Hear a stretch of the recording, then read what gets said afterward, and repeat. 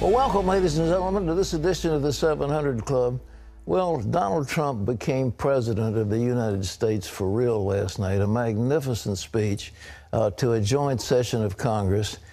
He touched on the plight of the African Americans. He spoke about Jewish, the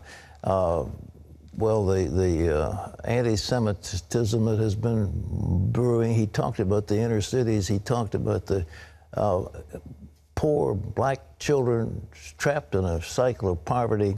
He talked about infrastructure.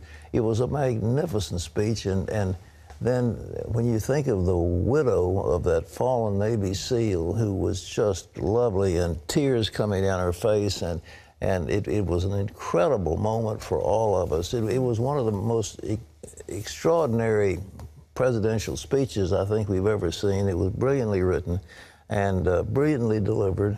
But again, we now have a president. There's no question. And from now on, these people who yap about President Trump are not any longer just talking about an individual. They're attacking the leader of the free world. And of course, polls are showing that Americans strongly approved of his speech. They support his plans on issues such as the economy, Obamacare, immigration, and fighting terrorism. And here's Wendy, who borrowed a dress from Melania. You like it? I love it. I love it. She looked amazing last night. She is gorgeous. When she came out in that black sequin blazer, I think very well done. She's a beautiful first lady. Yeah. Amen. Well, after his successful speech last night, the president and Congress will move ahead on their agenda for America. We have two reports now from CBN News, starting with White House correspondent Jennifer Wishon. Mr. Speaker, the President of the United States. With one speech, President Donald Trump set out to unify a divided nation, inspire the future, and assure Americans he intends to keep his promises. What we're witnessing today, he says, is a renewal of the American spirit. Our allies will find that America is once again ready to lead. He set the tone with a public commemoration of Black History Month while reflecting on the work that remains. Recent threats targeting Jewish community centers and vandalism of Jewish cemeteries, as well as last week's shooting in Kansas City, remind us that while we may be a nation divided on policies, we are a country that stands united in condemning hate and evil in all of its very ugly forms. He calls education the civil rights issue of our day and suggests allowing school choice will help revitalize urban regions failing minority youths. Despite court delays of his so-called travel ban order, the president doubled down on his promise to get tough on illegal immigration. We are removing gang members, drug dealers, and criminals that threaten our communities and prey on our very innocent citizens. Bad ones are going out as I speak. House Speaker Paul Ryan says the president hit a home run. He succeeded in offering details for some of his plans congressional Republicans can rally behind as he works to gain some badly needed legislative victories. We should ensure that Americans with pre-existing conditions have access to coverage and that we have a stable transition for Americans currently enrolled in the health care exchanges. In one of the night's most moving moments, the president recognized Corinne Owens, widow of Senior Chief Ryan Owens, who was killed in a covert raid against al-Qaeda in Yemen, the first service member to die under Trump's watch. Tears streamed down her cheeks as members of Congress stood and clapped for several minutes. For as the Bible teaches us, there is no greater act of love than to lay down one's life for one's friends. Ryan laid down his life for his friends, for his country, and for our freedom. In an effort to appeal to evangelicals and Rust Belt voters who put Trump in the White House, Democrats chose a folksy response. Former Kentucky Governor Steve Beshear recounted his Baptist heritage, patriotism, and family values from a diner in Lexington as he criticized the president for rolling back regulations, waging war on immigrants, and calling to repeal Obamacare. You know, in 2010, this country made a commitment that every American deserved health care they could afford and rely on. And we Democrats are going to do everything in our power to keep President Trump and the Republican Congress from reneging on that commitment. Meanwhile, the president asked Congress to dream big and dare bold moves for the nation. This is our vision. This is our mission. But we can only get there together. We are one people with one destiny. We all bleed the same blood. We all salute the same great American flag. And we all are made by the same God. Jennifer Wishon, CBN News, Washington. I'm Abigail Robertson on Capitol Hill, where House members have a lot to say about President Trump's joint address. I thought you saw a bold, positive message, a message that I think resonates with the American people. Many spoke highly of the president's unifying speech and statesman-like demeanor. I give him an A+. I think he knocked it out of the park. He went straight to the hearts of the American people. I believe he won the hearts of the American people. I thought it was one of the best speeches I've heard him give, so it was a very powerful speech. But not all House members were buying it. They gave him a teleprompter. He read off his teleprompter. What I'm curious to see is what does he do when he's speaking extemporaneously, because that's when the presidential character truly comes out. Congressman Bobby Scott told CBN he wants more specifics from the president. Well, there are a lot of good parts to it and parts of aspiration, but it was very weak on details. The budget, for example, provided more money for defense, more money for veterans, $1 trillion for infrastructure, and tax cuts for corporations and middle class, and no indication of how the numbers would actually add up. But Republican lawmakers feel encouraged and are ready to work on priorities like immigration reform and repealing and replacing Obamacare. We're going to work together, the Congress with the President, and we're going to provide the American people market-driven, competitive-driven health care. I think we are poised for this to be the most productive Congress in decades. Paul Ryan and Mitch McConnell met with President Trump ahead of his speech and told the media they are on board with the president's bold agenda. Reporting from Capitol Hill, Abigail Robertson, CBN News. Well, our CBN News political correspondent David Brody is with us from Washington. David, the president's getting great reviews. Who wrote that speech? It was magnificent.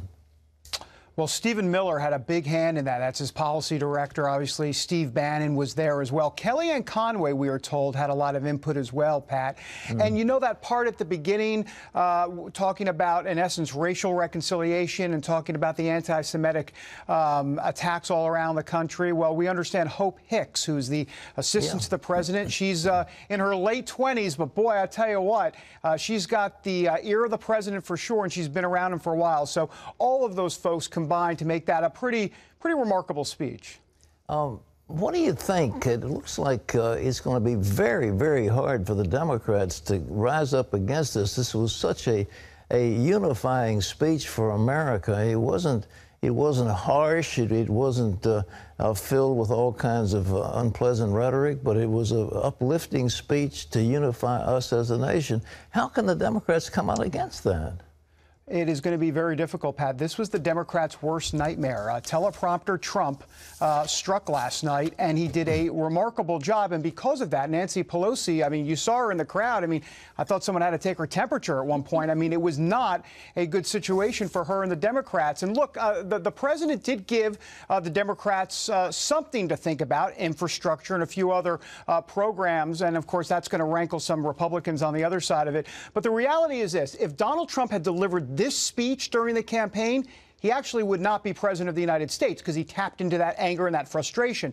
But now, as president of the United States, a speech like that will do him major good service on Capitol Hill. Paul Ryan will be able to work with a speech like that for sure. He slept well last night. Well, you know, you ask yourself, how can the Democrats, I mean, they're talking about let's educate our inner city youth. Let's rebuild the inner cities. Let's rebuild the infrastructure. How can the Democrats go against that? I can't envision what program they could come up with. Well, they're having a hard time here because look at school choice and education. I mean, they're fighting the president on that, and that helps inner city kids quite a bit. The statistics proving that in Washington, D.C., right here in the district. And so, you know, time after time, they're trying to figure out how they're going to, in essence, fight this president. And I think that's the larger problem for the Democrats. They are internally having some combustible moments and trying to figure out the direction. So they've got internal problems, and then they have a liberal activist base that's just going to fight Trump on everything, and whether or not that's going to be good for them going forward remains to be seen. But it's a dicey road to go down, Pat. Has Nancy Pelosi lost it a little bit mentally? I mean, she had him, Putin invading, what was it, Korea, instead of Crimea? I mean, does she know what she's talking about anymore? Well, I will say this, that there are folks on Capitol Hill that believe it's time for new leadership, and I don't think there's any question about that. Look, Steny Hoyer, don't forget, is up there as well. He's been around for a while, and so there's talk about, in essence, replacing these folks at some point. But the other problem is, here in Washington, as you know, Pat, stature matters, and power matters, and experience matters, and Pelosi and Hoyer have that and have those connections, but that's also been part of the problem why Donald Trump talks about wanting to drain the swamp.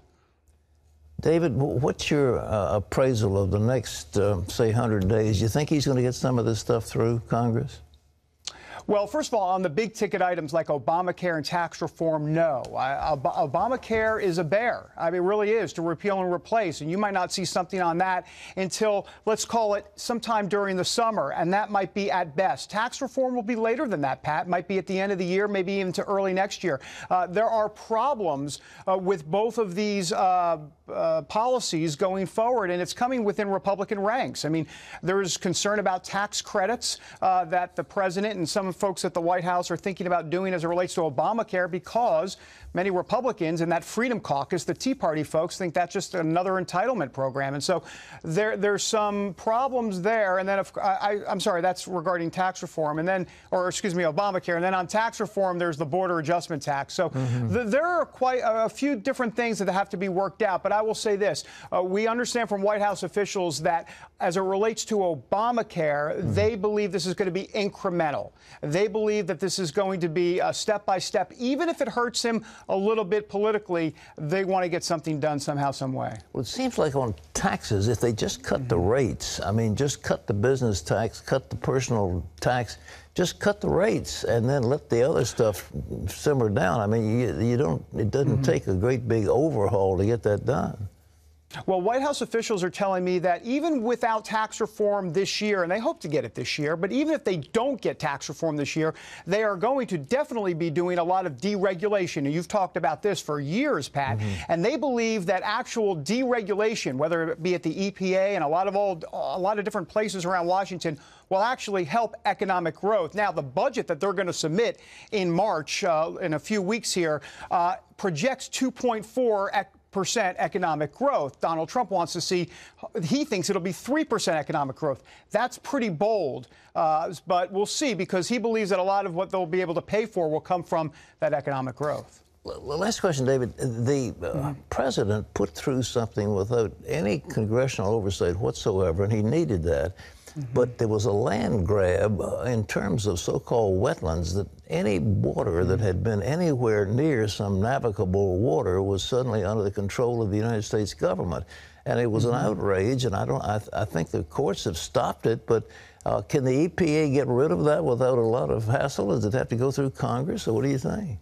Well, you can be sure that Scott Pruitt is on top of that, and there's going to be a lot of those type of moves to look at some of those regulations that have been going on in the past. So absolutely, that's going to be par for the course at this new Environmental Protection Agency. And also, let's remember, there's been a lot of federal land grab all over under the Obama administration, out in New Mexico and Utah. I believe, I'll get the stats specifically, but I mean, the large percentage of federal land that is grabbed by the federal government in Utah alone is pretty remarkable, Pat.